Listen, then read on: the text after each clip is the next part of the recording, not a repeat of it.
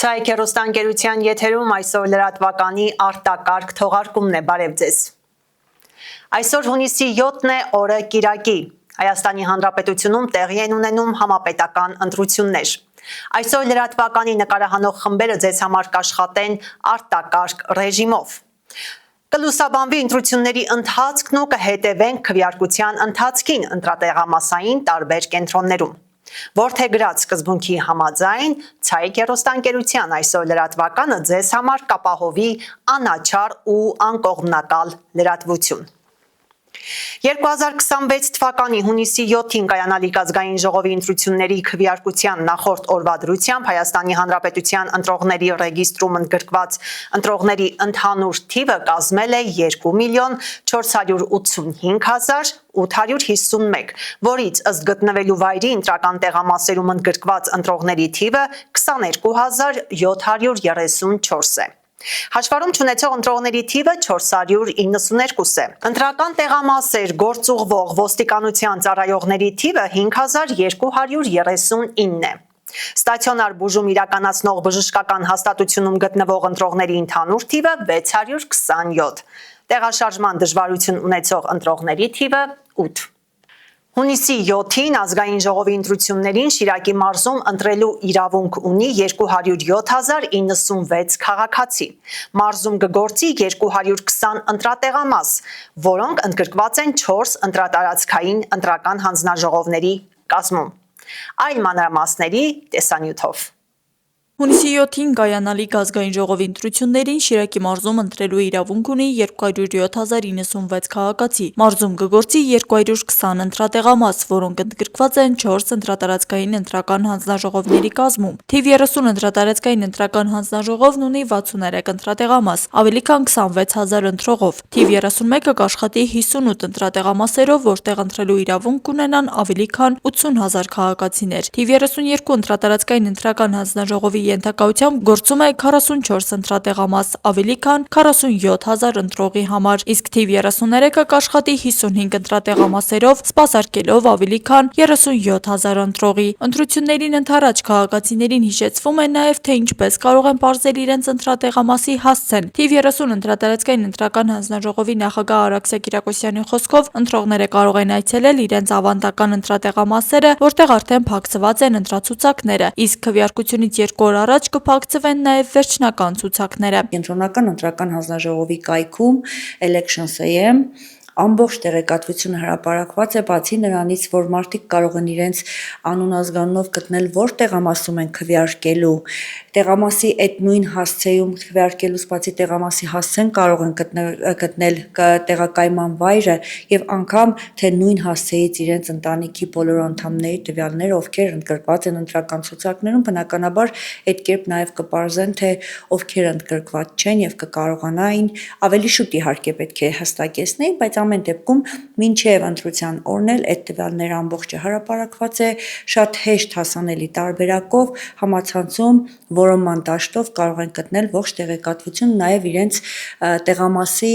գտնվելու հասցեն։ Մյուս կողմից կենտրոնական ընտրական հանձնաժողովն արդեն ավարտել է քվեաթերթիկների տպագրության գործընթացը։ Կենտրոնական ընտրական հանձնաժողովի նախագահի մամուլի քարտուղար Սեդա Ղուկասյանի տեղեկացմամբ ընտրություններին մասնակցող բոլոր քաղաքական ուժերի համար տպագրվել է ընդհանուր 47,307,608 քվեաթերթիկ։ Յուրաքանչյուր կուսակցության կամ դաշինքի համար նախատեսվել է 2,628,376 քվեաթերթիկ, ինչը շուրջ 5%-ով գերազանցում է ընտրողների ընդհանուր թիվը։ Հարգելի ընտրող, հիշեցնում եմ, որ ընտրությանը մասնակցում է 18 քաղաքական ուժ, 16 կուսակցություն եւ 2 դաշինք։ Քվեաթերթիկների տրցակից բացակայելու է 13 համարի քվեաթերթիկը, որովհետև այդ թվի ներքո հանդես եկող կուսակցությունը ներկայացրել է ինքնաբացարկի դիմում։ Ձեզնից յուրաքանչյուրը տեղամասում պետք է ստանա 18 քվեաթերթիկ։ Ընտրված քվեաթերթիկը պետք է առանց որևէ նշում կատարելու կամ ծալելու տեղադրվի ծրարի մեջ, որից հետո ընտրողը մոտենում է հանձնաժողովի համապատասխան անդամին, ծրարի վրա փակցվում է ինքնասոսնձվող դրոշմանիշը եւ ընտրողն անձամբ այն գցում է քվեատուփի մեջ։ Կենտրոնական ընտրական հանձնաժողովը եւս մեկ անգամ ընդգծում է, որ քվեարկության գաղտնիությունը ոչ միայն ընտրողի իրավունքն է, այլև պարտականությունը։ Ընտրողը քվեարկությունից հետո պետք է անմիջապես լքի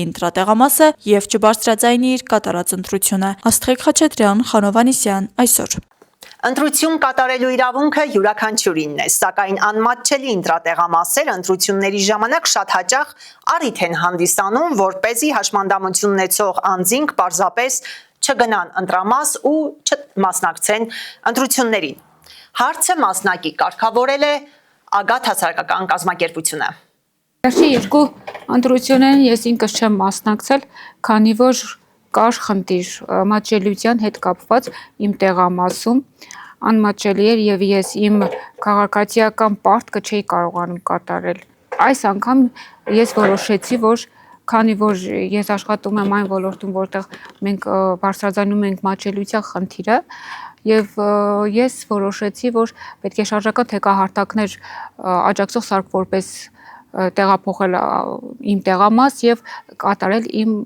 ընտրությունը։ Անմատչելի ընտրատեղամասերը ընտրությունների ժամանակ շատ հաճախ առիթ են հանդիսացել, որ հաշմանդամություն ունեցող անձինք պարզապես չգնան ընտրատեղամաս ու չմասնակցեն ընտրությունների։ Քրիստինե Կարապետյանն իր օրինակն է բերում, հետո նշում, որ այս տարի էլ իր ընտրատեղամասում ոչինչ չի փոխվել, բայց Ագատ հասարակական կազմակերպության շնորհիվ փոխարենը կարող է մասնակցել ընտրությանը կազմակերպության կողմից տրամադրված շարժական թեկահարթակի միջոցով։ Թեև ընտրական օրենսդրությունը երաշխավորում է բոլոր քաղաքացիների ընտրական իրավունքը, հաշմանդամություն ունեցող անձինք շարունակում են բախվել ֆիզիկական, տեղեկատվական եւ հաղորդակցական խոչընդոտների։ Այս խնդիրների լուծման եւ ընտրական գործընթացներում նրանց մասնակցությունը խթանելու նպատակով Ագատ հաշմանդամություն ունեցող կանանց իրավունքների պաշտպանության կենտրոն հասարակական կազմակերպությունը նախընտրական շրջանում իրականացրել է իրազեկման լայնածավալ ծրագրեր։ Պայմանավորված մեր միջավայրային եւ հաղորդակցային եւ ինֆորմացիոն որոշակի բացերով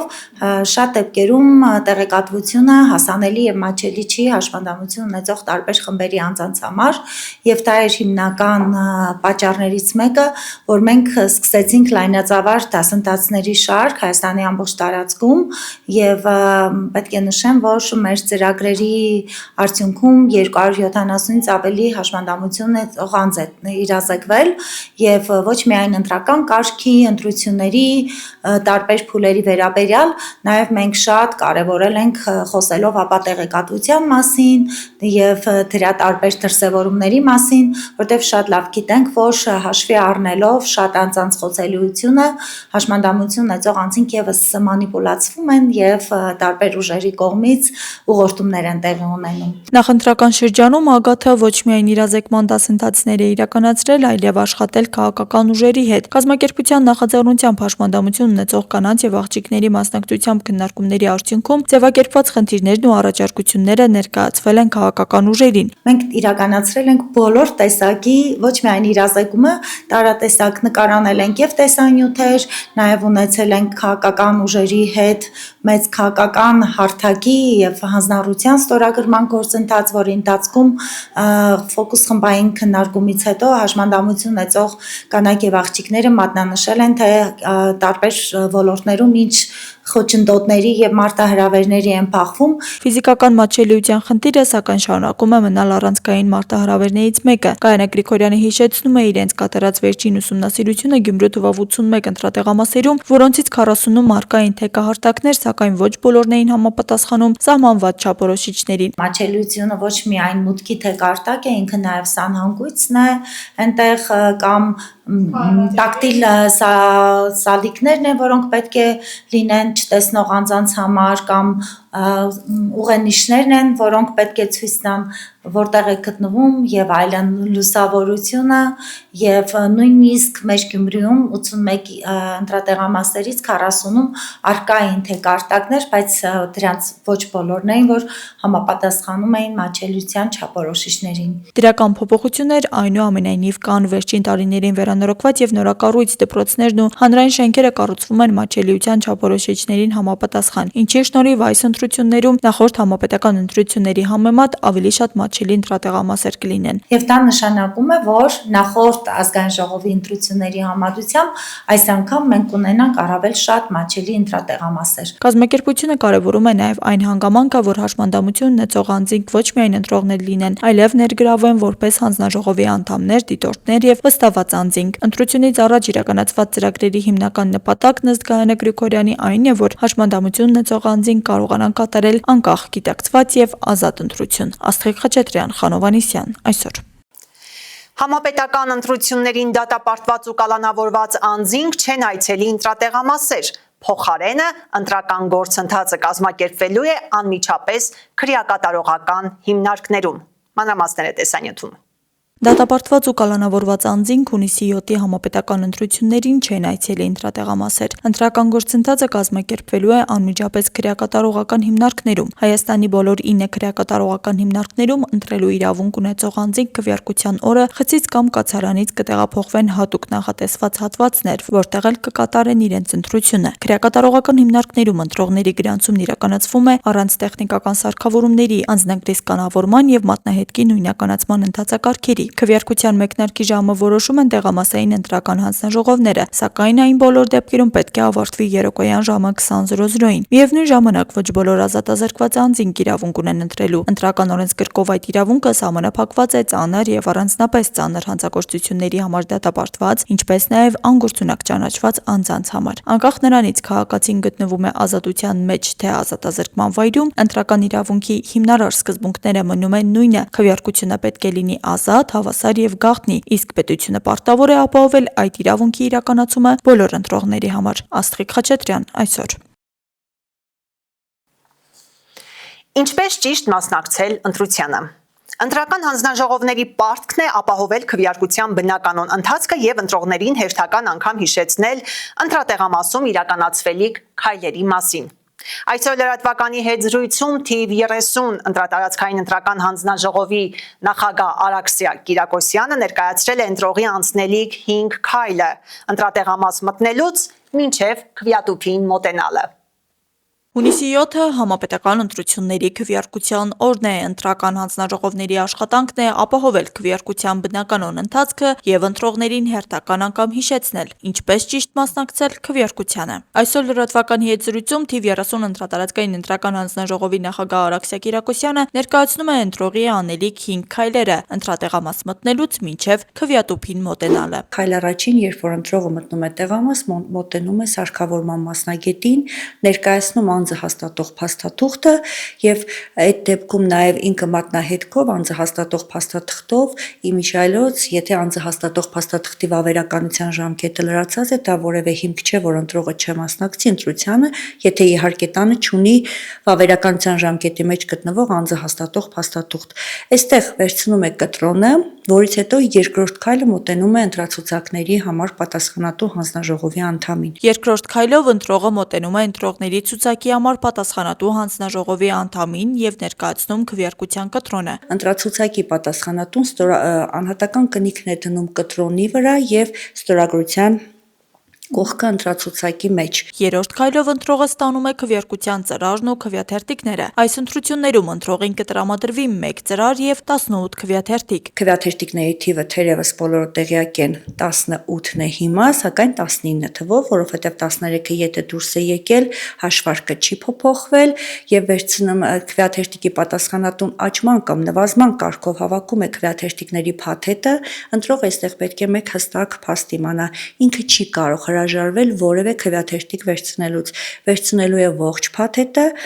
եւ մտնելու է քվեախցիկ։ Քվեաթերթիկներն ու ծրարը ստանալուց հետո ընտրողը մոտենում է քվեախցիկ։ Սա քվեարկության 4-րդ քայլն է, ընտրությունը կատարվում է գաղտնի, առանց որևէ արտաքին միջամտության։ Քվեախցիկում քայլ 4-րդն է, որտեղ ընտրողը պետք է իմանա քրեորեն պատժելի է, եթե նա քվեարկում է բարձրաձայն, այսինքն եթե իր քվեարկության մասին խոսում է բարձրաձայն։ Քվեարկության իրավունքը գաղտնիությունը, ինչպես պարտականությունը, այնպես էլ իրավունք է, որևէ մեկը չի կարող հարցնել ընտրության մասին, որևէ մեկը չի կարող բարձրաձայնել որպես ընտրող իր քվեարկության մասին։ Քվեարկելուց մի կարևոր հանգամանք եւս պետք է ընտրողն իմանա, որ այլ քվեաթերթիկ եթե տեղադրի անմիջապես իր ձայնը համարում է անվավեր հաշվարկի ժամանակ եւ պետք է առանց ծալելու քվեաթերթիկը նախընտրած տնի ծրարի մեջ, Ծրարը փակելուց հետո նոր դուրս պետք է գա քվյախցիկից։ 5-րդ եւ վերջին քայլով ընտրողը մոտենում է քվյատուփի համար պատասխանատու հանձնաժողովի անդամին եւ ներկայացնում քվեարկության կտրոնը։ Հանձնաժողովի անդամը ծրարի բացվածքի միջով քվյաթերթիկին փակցնում է ինքնասոսնձվող դրոշմանիչ, բացում քվյատուփի ճեղքը եւ հնարավորություն տալիս ընտրողին ծրարը գցել քվյատուփի մեջ։ Քվեարկության ավարտից հետո ընտրողը պետք է անմիջապես լքի ընտրական տեղամասը։ Այսպիսով ընդամենը 5 քայլով քաղաքացին իրացնում է իր սահմանադրական իրավունքը մասնակցելով երկրի ընտրական գործընթացին։ Աստղիկ Խաչատրյան, Խանով Անիսյան, այսօր։ Ատելության խոսք, բևեռացում, ծրագրերի պակաս։ Ինչով էր տպավորիչ 2026 թվականի համապետական ընտրությունների քարոզարշավը։ Փորձագետներն են տվել իրենց գնահատականը։ Ատելության խոսք, բևեռացում եւ ծրագրերի պակաս։ Այս քարոզարշավը 21 թվականի քարոզարշավի պես աչքի ընկավ ատելության խոսքի հսկայական ծավալներով։ Հունիսի 7-ի համապետական ընտրություններից առաջ անցկացված քարոզարշավը փորձագետների գնահատմամբ առանձնացավ ոչ թե քաղաքական ծրագրերի ու գաղափարների մրցակցությամբ, այլ ատելության խոսքով, փոխադարձ մեղադրանքներով եւ հասարակության աճող բևեռացմամբ։ Հանրության մեջ կուտակված կրքերը բաները ճնշում են քաղաքական ուժերին եւ նրանք քաղաքական բանավեճի, քաղաքակիրթ վեճի փոխարեն շատ հաճախ դուրք են տալիս զգացմունքներին ու սկսեցին օգտագործել, մինչև հիմա օգտագործում են ատելության խոսք տարբեր դրսևորումներով, վիրավորանքներ, սպառնալիքներ, ինչը ընդհանրապես քաղաքական մշակույթի տեսանկյունից պիտի վերացվի։ Ժուրնալիստների ասպարեզ ակումբի խորհրդի նախագահ Լևոն Բարսեղյանի խոսքով քաղաքական ուժերը հիմնականում առաջնորդվել են զգացմունքային եւ հակադրությունների վրա հիմնված խոսույթով։ Եթե հանգարցարաշք տեղի ունենա որևէ իշխանություն վերացնի սև կապիտալի մասնակցությունը, անօրինական կապիտալի մասնակցությունը ընտրություններում եւ օրենքով արգելափակի զանազան հանցագործություններ կատարած անձանց եւ նրանց քաղաքական ուժերի մասնակցությունը ընտրություններում կարող է բուժումը քաղաքական դաշտի արագ տեղի ունենա։ Լևոն Բարսեղյանը քաղաքական դաշտում առկա խնդիրները համեմատում է նույն պայմաններում աճող մշակաբույսի եւ մոլախոտի հետ։ Վերջինս ժամանակի ընթացքում խեղդում է բերքը։ Նույն պատկերն է նրա քաղաքական համակարգում, որտեղ օրինական գործունեություն ծավալող քաղաքական ուժերը ստիպված են մրցակցել ստվերային ռեսուրսներով եւ ապօրինի կապիտալով գործող ուժերի հետ։ Ինչ է անում գյուղատնտեսը, վերացնում է այդ մոլախոտերը, որոնք այդ տարածքի համար իրեն անցանկալի են։ Մեզ ցանկալի են ապօրինի կապիտալով աշխատող կուսակցություններ, նրանց հարակից լրատվամիջոցներ, դա օգուտ է բերում քաղաքական դաշտին, դրանց հետ կկարողանան մրցակցել մնացած քաղաքական ուժերը իրենց ունեցած օրինական միջոցներով, 1-2 հատուկ են լրատվամիջոցներով կամ չունեցած լրատվամիջոցներով, թե այնուամենայնիվ հանրային տրամադրությունների վրա ճնշելու են, ազդելու են հսկայական միջոցներով, անօրինական միջոցներով գործող կուսակցությունները, իհարկե ազդելու են, եւ նրանք միշտ ինչ-որ եղանակ են ստեղծելու, ինչ-որ միցև ազդելու են ընտրությունների որակի վրա, բանավեճի որակի վրա։ Ընտրապայքարի գլխավոր ռազմավարական ձախողումն այն է, որ քաղաքական ուժերը ընտրությունը ներկայացրին որպես հակադիր բևեռների միջև պայքար, խաղաղություն կամ պատերազմ, Ռուսաստան կամ Եվրոպա, գործող իշխանության պահպանում կամ հեռացում, նշում է Հայկական PR ասոցիացիայի նախագահ Աստղիկ Ավետիսյանը։ Առավել կիրառված տեխնոլոգիաները քաղաքական PR-ի տեսանկյունից եթե դիտարկենք, բևեռացումներ, թշնամու կերպարի ստեղծումը, փրկչի մոդելավորումը, վախի վրա հիմնված հաղորդակցությունը, անձնական բրենդավորումը, սոցիալական մեդիայի ագրեսիվ օգտագործումը, լսարանի միկրոթիրախավորումը։ Մասնագետի խոսքով այս ընտրություններում ծրագրերն ու գաղափարախոսությունները երկրորդ պլան մղվեցին, իսկ հիմնական ուշադրությունը կենտրոնացավ քաղաքական առաջնորդների վրա։ Ինքնուրույն քաղաքական ինքնությունը, գաղափարախոսությունը, թիմը եւ ծրագրերը երկրորդ պլանում են, իսկ ամբողջ ընկալումը կենտրոնանում է իհարկե լիդերի շուրջ։ Սա կարճաժամկետ մոբիլիզացիա է ստեղծում, բայց պետք է հստակ արձանագրենք, որ երկարաժամկետ ազդեցություն չի ունենա եւ դա վստահության կորուստի կարող է բերել, եթե արդեն չի բերել։ Մասնագետներն արձանագրում են, այս ընթացքում հանրային երկխոսություն գրեթե չի ձևավորվել։ Քաղաքական ուժերը փորձեցին ստեղծել հանրահավաքային կադրեր, հանդիպումներից կադրեր, ելույթներից հատվածներ դրվեցին, հակադարձումներ, սկանդալներ, ատելության խոսք, մեղադրանքներ, սակայն գրեթե չկային այնպիսի հաղորդակցական ձևաչափեր, որտեղ քաղաքացին հարց է տալիս, իսկ քաղաքական ուժը պատասխանում է։ Քաղաքական պայքարում դեռևս գերակշռում են զգացմունքային հակադրությունները, անձնական հարձակումներն ու բևեռացող խոսույթը, իսկ թե որքանով դա կազդի ընտրողների որոշումների եւ ընտրությունների արդյունքների վրա, պարզ կդառնա արդեն քվեարկությունից հետո։ Աստղիկ Խաչատրյան, Խանոմ Անիսյան, այսօր։ Որքանով է մտահոգիչ արտերկրից, մասնավորապես Ռուսաստանից Հայաստան ժամանող քաղաքացիների մասնակցությունը համապետական ընտրությունների քվեարկությանը։ Արդյոք այն կարող է էական ազդեցություն ունենալ ընտրությունների արդյունքների վրա։ Դրսից ժամանած ընտրողներն ու երկքաղաքացիության հարցը համապետական ընտրությունների ֆոնին տեսանյութով։ Որքանով է մտահոգիչ արտերկրից, մասնավորապես Ռուսաստանից Հայաստան ժամանող քաղաքացիների մասնակցությունը համապետական ընտրությունների քվեարկությանը, արդյոք այն կարող է էական ազդեցություն ունենալ ընտրողների արդյունքների վրա։ Սպասել, որ պիտի ընտրություններին մասնակցեն 78%, ինչպես եղավ Հունգարիայում, բան է, անիմաստ է։ Ընտրություններին մասնակցության մակարդակը Հայաստանի անկախության տարիներին միջինում շուրջ 50% է կազմել, եւ հանրության մի հատված մշտապես եղել է հիասթափված կամ քաղաքական գործընթացներից հեռու։ Ժուրնալիստների ասպարեզ ակումբի խորհրդի նախագահ Լևոն Բարսեղյանի գնահատմամբ արտերկրից ժամանած քաղաքացիների հաշվին այն կարող է հասնել 55-ից 58%-ի։ 50,000-ից 120,000 մարդ բերելու դրսից, բերել եմ ասում, որտեղ դա բերել է կոչվում, էլի։ Մասնակցել տալ եւ տանել, դա արդյունքների վրա 3, 4, 5, 7%-անոց կշիռ ունի, ինչը 5-ից 10-11 մանդատ կարող է լինել, ինչը զգալի թիվ է։ Բարսեղյանը սակայն բարոյական տեսանկյունից խնդրահարույց է համարում այն իրավիճակը, երբ տարիներ շարունակ Հայաստանից դուրս բնակվող քաղաքացիները գալիս են միայն քվեարկության նպատակով։ Հայաստանի դեպքում գումարած Ռուսաստանից եկող մեր խիստ հայրենասեր հայրենակիցները, որոնք ասում են, որոնցից մեկը Կուրսկից, Երևանում ասում էր, իմ համար մեկ է ինչ կլինի, կարևորը որ այսինչ մարդը լինի լավ, ազատ լինի, բախտավոր, չգիտեմ, շատ ենք սիրում իրան, լավ եք անում, բայց 5-10 տարին մեկ գալ Հայաստան, գալ որոշել, որ այստեղ իշխանություն է լինելու այսինչ մարդը եւ թողնել գնալ, հետնել ասել մեզ չի հետաքրքրում, մենք 50 հոգի ենք, 60 հոգի ենք,